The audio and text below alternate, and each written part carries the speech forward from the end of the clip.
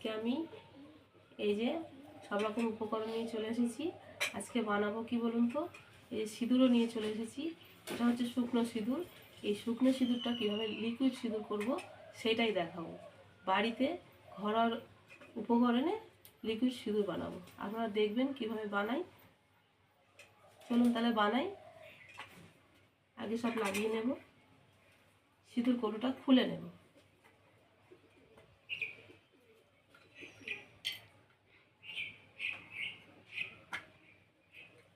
সিঁদুরটার মধ্যে পুরোটা নিয়ে নেব।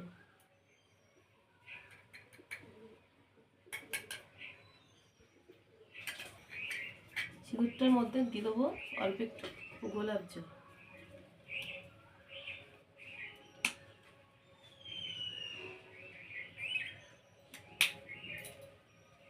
কিছুটা দিয়ে দেবো অ্যালোভেরা জেল, এতটুকু দেব। দিয়ে দেবো একটু ভেসলিন, হাত দিয়ে বের করে দিচ্ছি। সব একসাথে মাখিয়ে নেব ভালো করে।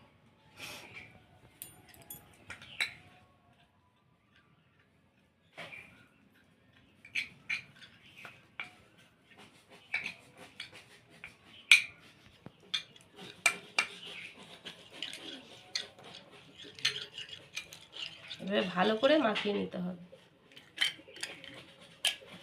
এইটা দিয়ে চামচের গায়ে যেটা ভিতরে চলে এসছে এটা নামিয়ে নেব, নিয়ে আবারও ভালো করে মাখিয়ে নেব।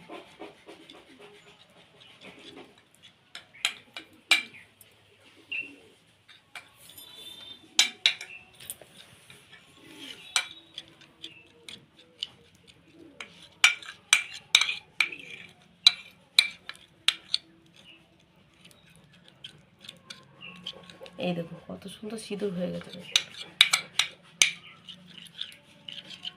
একটু ভালো করে ফাটিয়ে নিতে হবে, সিঁদুরটা ডালা ডালা না থাকে বা কোথাও শুকনো না থাকে, একটু ভালো করে ফাটিয়ে নিতে হবে।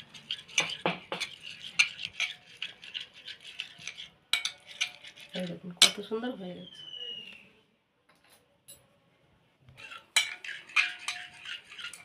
ভালো করে ফাটতে ফাটতে দেখুন কত সুন্দর হয়ে গেছে।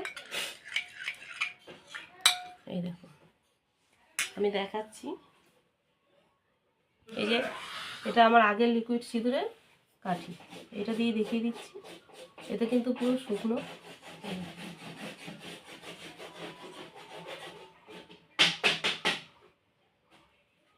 আমি পরে দেখিয়ে দিচ্ছি। এই দেখুন আমি সিঁথিতে দিয়ে দেখিয়ে দিচ্ছি।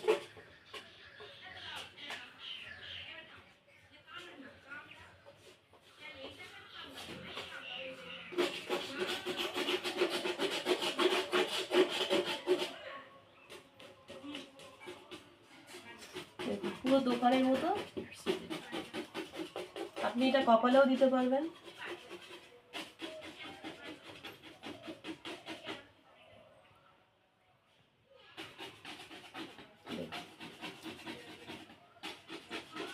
কত সহজে ঘরে লিকুইড সিঁদুর তৈরি হয়ে গেল। আপনাদের যখনই মন চাইবে এক কৌটো সিঁদুর নিয়ে আসবে। আর এগুলো তো ঘরে মোটামুটি সবারই থাকে, আমাদের কম বেশি সবারই ঘরে থাকে। মেয়েদের জন্য মেয়েরা সব কিছুই ব্যবহার করে, শুধু সিঁদুরটাও ব্যবহার করে। সিঁদুরটা নিয়ে এসে এরকমভাবে বানিয়ে নিলে লিকুইড সিঁদুর হয়ে যাবে। বাজার থেকে আর লিকুইড সিঁদুর কিনতে হবে না। ভিডিওটা ভালো লাগলে লাইক করবেন। ভালো থাকবেন, সুস্থ থাকবেন।